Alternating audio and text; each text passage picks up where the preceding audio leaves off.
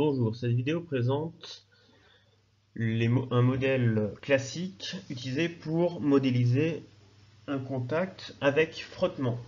Donc jusqu'à maintenant, nous avons considéré l'ensemble des contacts comme parfaits et en particulier en négligeant tout frottement dans ces contacts. Donc nous pourrons, avec les modèles issus des lois de Coulomb, donc modéliser maintenant le frottement qui pourra être néfaste mais aussi utile suivant les applications de nos systèmes. Nous allons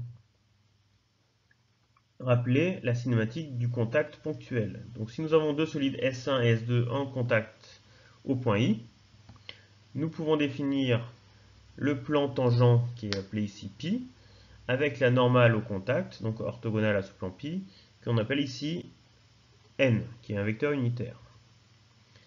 Nous pouvons définir une vitesse de rotation de pivotement, qui sera portée par cette normale, et une vitesse de rotation de roulement qui sera contenue dans le plan π. La somme de ces deux vecteurs nous donne le vecteur rotation de 2 par rapport à 1. Ensuite, nous définissons une vitesse que l'on appellera vitesse de glissement du point I de 2 par rapport à 1 qui sera contenue dans le plan π. Donc ça, c'est très important puisque le contact interdit la translation suivant la normale, donc la vitesse sera forcément dans le plan π. On considérera qu'il y a du roulement et du pivotement sans glissement si la vitesse de I de 2 par rapport à 1 est égale au vecteur nul. Les lois de Coulomb. Nous allons définir une action mécanique que l'on appelle Q de 1 sur 2 au point I, donc qui est en fait une action mécanique élémentaire, qui sera décomposée en une action normale au contact, donc l'action que l'on considérerait jusque-là comme étant la seule action transmissible, mais nous considérerons maintenant une action aussi tangentielle, donc appartenant au point π, qui elle est donc une action qui sera due au frottement. Donc l'action de 1 sur 2 au point I sera donc la somme de cette action normale et de cette action tangentielle. Donc l'action normale est encore une fois l'action que l'on considérait jusque-là, et l'action tangentielle qui sera donc celle due au frottement.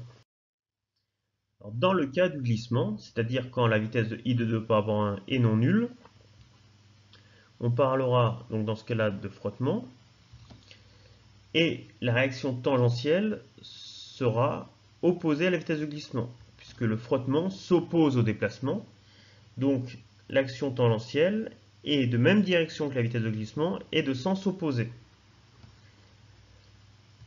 On pourra ensuite définir un angle phi qui permettra d'orienter la réaction de 1 sur 2 par rapport à la normale.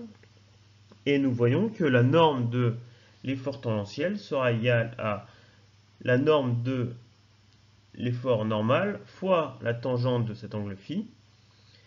Cet angle phi étant défini en fait par le coefficient de frottement, f, donc avec f égale tangente phi. Donc cette loi-ci est très importante, c'est la première loi de Coulomb dans le cas du glissement.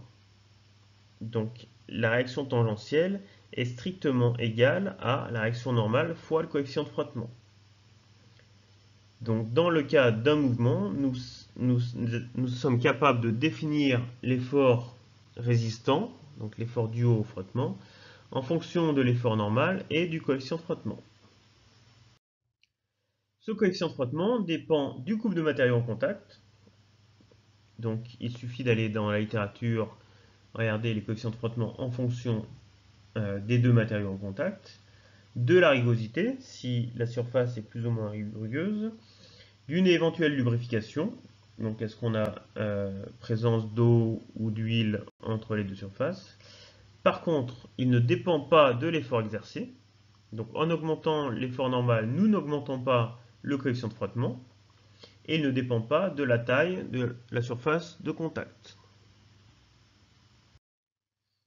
Dans le cas de l'adhérence, donc quand la vitesse de glissement est nulle, nous pouvons orienter la réaction de 1 sur 2 avec un angle alpha par rapport à la normale. Et la seconde loi de Coulomb, dans le cas de l'adhérence, nous permet de dire que cette réaction donc de 1 sur 2 sera contenue dans un cône de demi-angle au sommet phi' et de normale n. Et cela se traduira mathématiquement en disant que la norme de la réaction tangentielle sera inférieure ou égale à f' fois la réaction normale. Donc ça, c'est très important. Ce inférieur ou égal nous informera donc d'un lieu possible de la réaction globale, mais ne nous permet pas de définir directement le lieu de cette position. Donc nous ne sommes pas capables, a priori, de savoir comment est orientée la réaction de 1 sur 2. Dans les faits, l'angle phi' est généralement supérieur à phi, donc le coefficient d'adhérence est supérieur au coefficient de frottement, donc lorsqu'il y a glissement, mais généralement nous faisons l'hypothèse d'une égalité entre ces deux coefficients.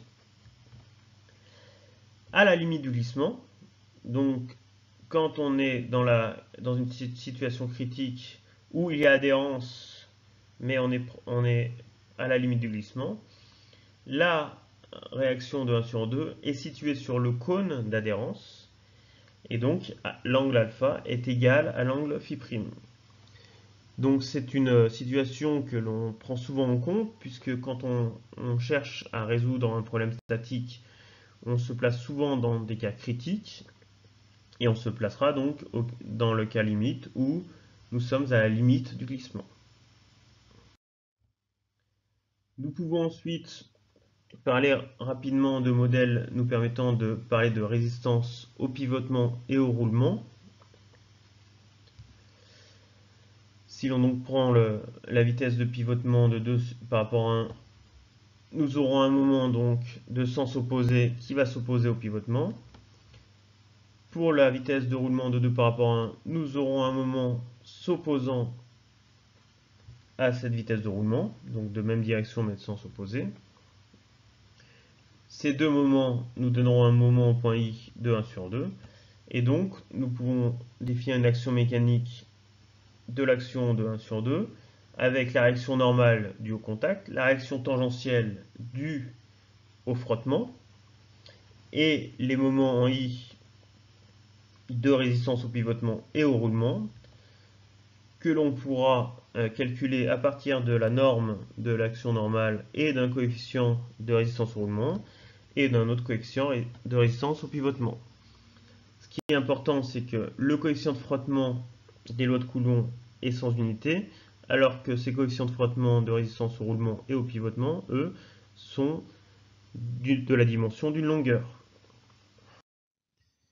Maintenant que l'on a parlé d'un modèle permettant donc de représenter le frottement lors d'un contact, on peut se poser la question, est-ce que le frottement ou l'adhérence est utile ou bien nocif?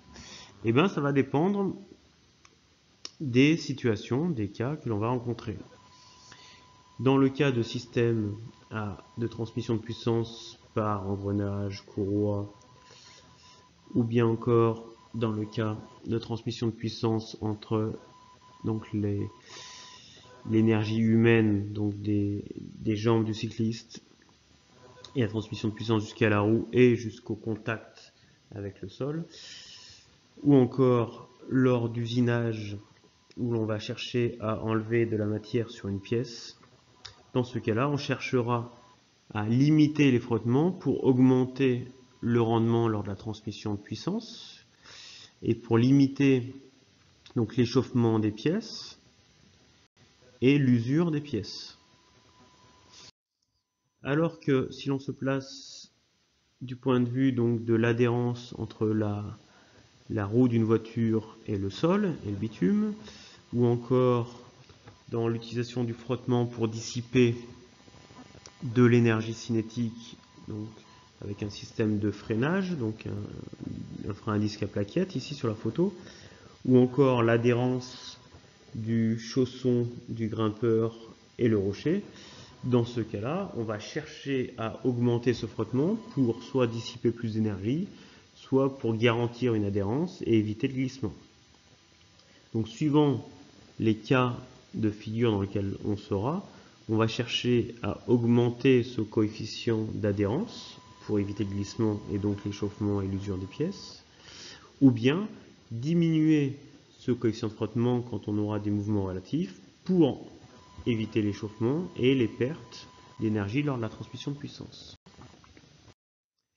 Voilà pour cette vidéo donc sur la modélisation du frottement et en particulier le modèle de Coulomb.